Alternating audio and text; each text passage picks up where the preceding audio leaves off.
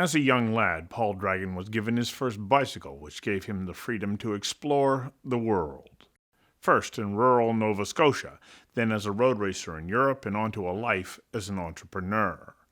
Paul loves bikes, everything about them. Wheels, spokes, tires, tubes, and valve stems, to name just a few of the many parts of a bicycle. He also loves being in business, being in control of his day, his destiny, negotiating leases, designing new equipment for bikes, embracing new technology, marketing, customer relations, and working with staff. In this episode of Careers That Matter, we meet a remarkable man who is helping to reshape urban transportation. Paul Dragan, you are the big wheel at Reckless Rider. I've been a customer of yours for probably close to a quarter century.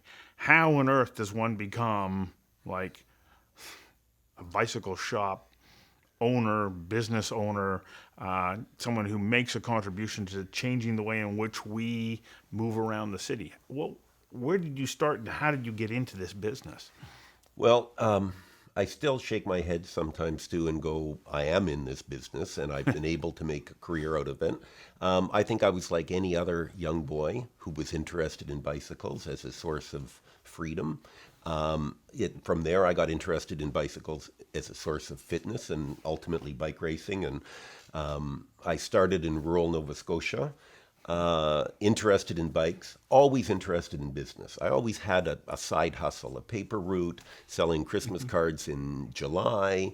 I had a worm farm where I would sell worms to fishermen. So I had a business. Perfect training ground for a bicycle perfect training. shop. I had a business interest and I had a bicycle interest. And through that, I ended up in Europe bike racing. I was there for a number of years. You did? I did. Yeah. You were a road racer. I was headed for the Tour de France, and then I spent about 3 years there. And to cut it short, there's just so much drugs in that sport. There has been, that I looked at that and I said, this isn't sustainable for me, right? It's too hard a life to begin with, and now you throw in all kinds of substances, some of which were legal, some of which weren't legal.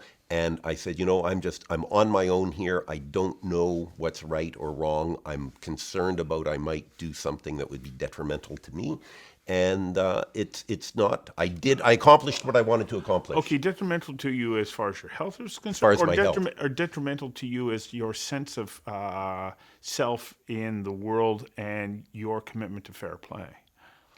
A little bit of both. Yeah. Look, any high performance athlete, we're all doing the same training. Yeah. Okay. And if you take the top 10 guys in the world in whatever sport, any one of those guys can win on any particular day. How are they winning and who's winning on that particular day?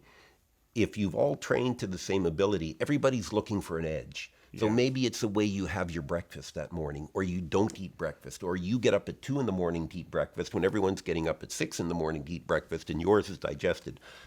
It's an easy step to move on to some type of enhancement. Mm-hmm. So there's an incredible pressure to perform, right? And to perform at all costs. And Stu, this was 35 years ago. Mm-hmm. There were no North American cyclists in Europe racing, or if there were a handful. There was Paul Dragan, there was Greg LeMond, there was a guy from Australia, there were a couple of guys from Ireland, but there was no English-speaking road team. We raced with the U.S. national team 1 year in northern Italy, and that was the first time in 9 months that I spoke English to anybody, right? And it was just neat to meet those guys there at that point in time. But through that, now I ended up in northern Italy. I'm introduced to some adults, real men in the bicycle business. They're wearing nice suits. They're driving Alfa Romeros. They're going out to have lunch at a nice restaurant. They have a secretary. They have an office. I go, wow.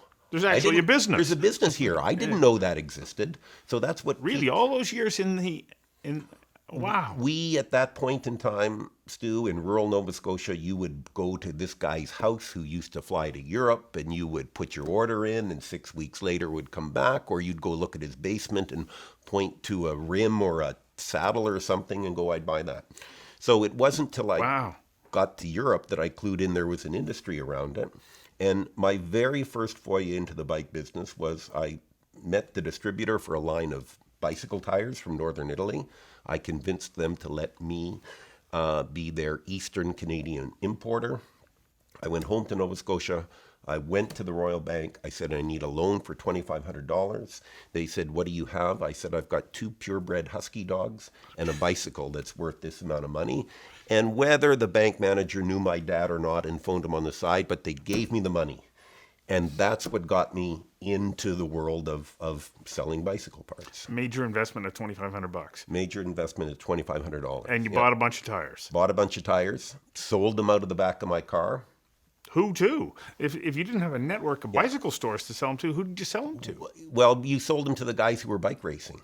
So you had to go out and find them. You had to find they your found market. me. They found me. Because the word spread. Because I was a guy back from Europe with this load of bicycle tires, and you could get them faster and cheaper from me than you could from anyone else. Right? Yeah. Unless you came to Vancouver or Montreal, where there was an actual bicycle store that you could walk into and buy stuff. So, okay. So yeah. you graduate from your first load, you make a bit of money. That's and right. Then I made some money, right? Next. Then I said, okay, you know what? I'm going to go live in Vancouver because Nova Scotia is a beautiful spot, but it was a little limiting for me, perhaps after I'd spent time in Europe and you know, I was my own guy there and doing my own thing. So I ended up in Vancouver.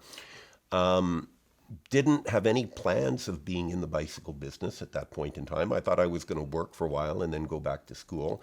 And then I got a summer job at a bike store in the West Side called West Point Cycle. Yeah. And all of a sudden I realized I'm getting paid to talk to people about bicycles. And this for me was like amazing that someone would pay me to do this. Were you still importing bicycle No, tires? at that point I wasn't, right? Because I had made the switch. I thought I might do it, but I had my I was trying to find my new legs in Vancouver, and I could only take on so much. And of course, the weekly wage at the bike store was money in my pocket immediately, whereas the tire business was money in my pocket 6 months down the road. Hopefully. Yeah. Hopefully. Yeah. I did that for a year, and I thought, wow, this is terrific. And then I got laid off. And I couldn't believe that I got laid off at the end of the summer. It never even crossed my mind that someone would hire me just to fill a position. And that experience was etched in my mind after that. I said, I'm never going to have that happen to me again. I am never going to be the guy who gets laid off, right? And from there, I went on and I met some guys at the time who wanted to open a bike store. They had no bike store experience, but they could see that this bicycle segment of the sporting goods was growing. So this bicycle thing, right? Yeah. So we put our heads together and found a location. And that location on 2nd and Fur near Granville Island, we've been there now for 33 or 34 years. Yeah. That building was the original Mountain Equipment Co-op retail store. Wow. When they first started back in 78 with their first real store, that's the building we were in. So, well, that's where I first met you. Right. Yeah. Yep. So we were in the late 80s, early 90s. That's something correct. Like that. Yeah. Mid to late 80s. We were pioneers at that point in time, Stu. Yeah. We were selling mountain bikes where lots of people were still selling a road bike. The classic road bike. Yeah. And then B, we were on the cutting edge of the triathlon world. Yeah. So, and I was doing triathlons at that point in time, and it was a brand new industry, and I was the right age at the right time, and that really helped us get established in the city. And it's probably what we're most famous for. If I'll meet someone who goes, Paul, you know, I know you from 33 years ago. We did a triathlon together. And so being athletic certainly was helpful. Having that interest and that desire to run a business and to see how a business worked. Okay, but everything that you've told me up to this point really didn't equip you to be a business owner or operator. No, because it's far more complex than saying, I'm going to bring in a load of tires and sell them. That's correct. Now all of a sudden you need all those parts, you need location, you need leases, and on and on and on. What was that education for you like? And it sounds to me like it was, you threw yourself into it and you just made your mistakes and learned. That's right. It was, you threw yourself into it. There was a belief in yourself that you could make this work. And I think because of my athletic background, I realized that training and planning was incredibly important, and that dedication to the process, that if you worked hard at it and you set some goals, that you could either achieve them or come close to achieving them. Of course, in sports there's setbacks. Of course, in business there's setbacks. So you're right. I got in.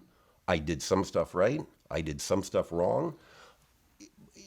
Sometimes I did the same thing wrong 3 times before I learned. Yeah, well, people will say to me, "How come you made the same mistake twice?" And I go, "Well, I didn't recognize it." That's correct. It was wearing sunglasses. Yeah.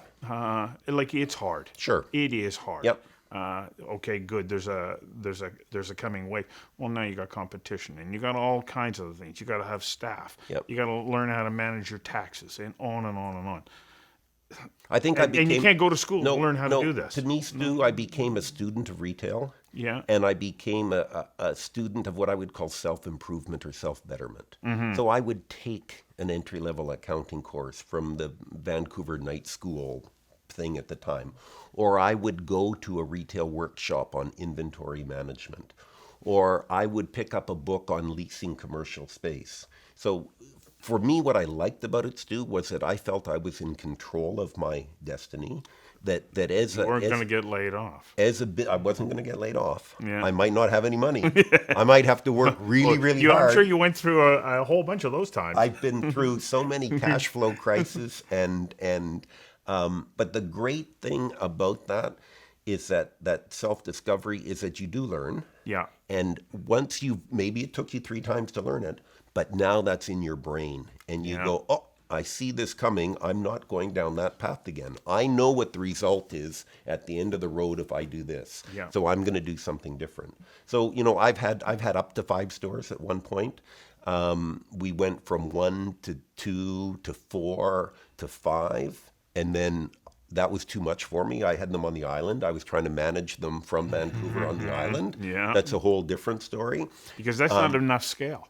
That's 5 stores isn't enough. No. Yeah. No. And so, I've done different things over the years. We've sold different product. We have our own product line called the RecTech that we started building 30 years ago with a bicycle frame. And what we've built has changed, but the fact that it comes from us hasn't.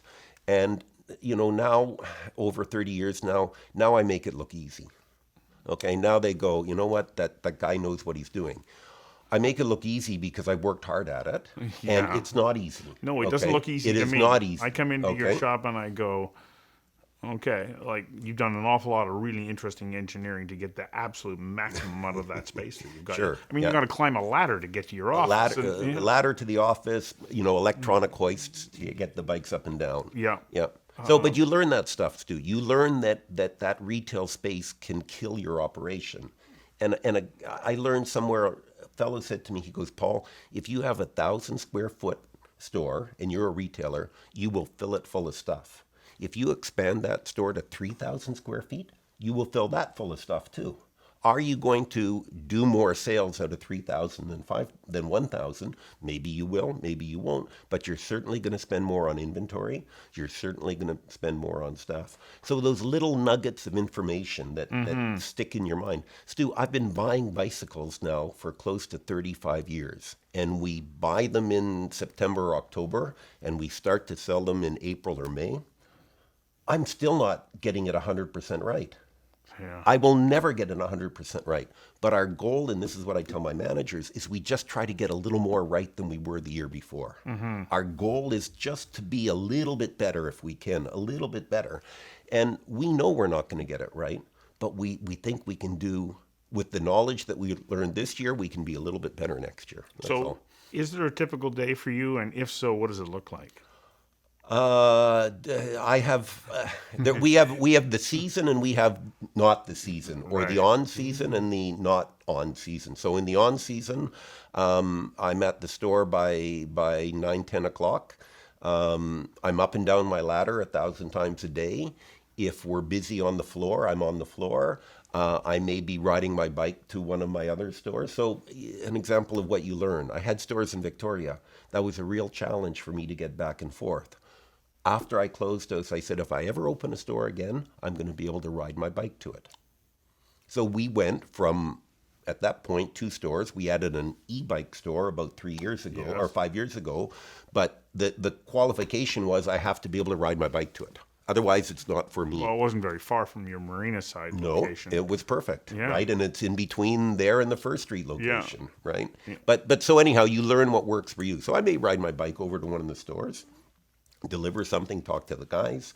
But you know, the best part for me after all these years is being on the retail sales floor, is talking to you, is talking to someone else. That face-to-face experience is terrific. Ever since the internet came out, the demise of retail, brick and mortar, has been predicted. Every year there was something that was going to put us out of business, a traditional store.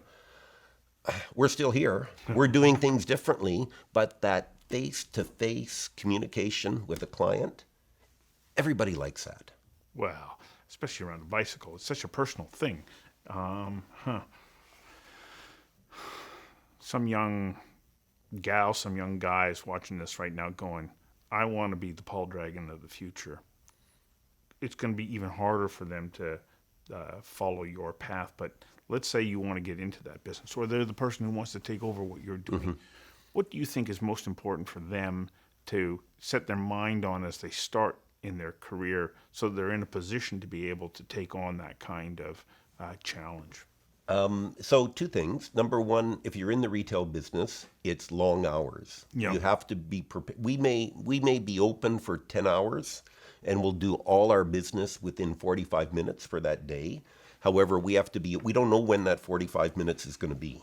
So you have to be prepared to put in some hours in that store. Now, someone coming up now is completely different than me growing up, because they've grown up in the digital world. They've grown up in the online world. They could take a business like mine and go, you know what, he's got a great business there, but I'm going to take it to the next level. I'm going to do this with it. I'm going to put an interactive component in there or something like that. Yeah. But they're also moving into a marketplace that now exists. You helped to create that marketplace. Yeah, look, you have to want to do it, okay? And it's not Yeah. it's not me in the bicycle business, it's you in your business. It's my friends in the restaurant business. It's my buddy who sells high-end automobiles. He has to want to do it. Yeah. Right? So I wanted to do something, and I wanted to do something where I felt I had control over what I was doing.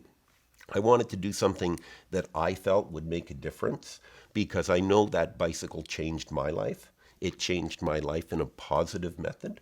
I see people like you who ride your bike and you go, Paul, this is great. I am so happy I'm riding my bike. I see people who came in at 280 pounds and come back a year later at 180 pounds and go, this has been the best thing I've ever done. Thank you so much. We get people here from all over the world who come and rent a road bike from me and come back gushing about what a great city we live in and how people are so respectful on the highways and how many bike lanes we have. Well, I'm part of that. I'm part of that. And I always maintain, Stu, that I don't care what city you live in, it's better when you can ride a bike in that city. And it's that simple. It reminds me of that saying that I recently read. Everything's better after a bike ride. For sure. Yeah. Yeah. Everything. Yeah. Everything is, right? Yeah. And it's a very small thing, but it's a very big thing. Oh. Right? And once you have that bicycle in your life, it becomes part of your life. And you don't have that relationship with almost any other consumer good that you own. Okay? So think of your relationship with your camera. It's a nice camera, it works, but when a better one comes out, you're ditching that one, right, and you're getting the new one. You're not ditching your bike. No, you like your bike. Yeah. You like your bike. That bike means something to you. Well, the places I've been with it. Exactly. Yeah. Exactly. The memories you have on that bike. Yeah. Right? And that's what's phenomenal about it. Right? Well, so, I'm like, I never went off and competed or anything like that, but I'm like you. I remember when I started riding a bicycle, I was about 5 years of age, and it was like my world expanded. It opens up. Yeah. And it's never stopped. Yeah. And it still does. Yeah. So you and I can leave here tomorrow and take our bikes to any city in the world, and I guarantee you that the 5 days we're in that city is going to be so much more enhanced by the fact that we have a bicycle. Yeah. I can guarantee it. Oh, and the distances you can travel. I could go on and on about this because I love bicycles, and I appreciate you and what you bring to the landscape here in Vancouver. So thank you for coming in and sharing. And thank you. Thank you very much. Thanks.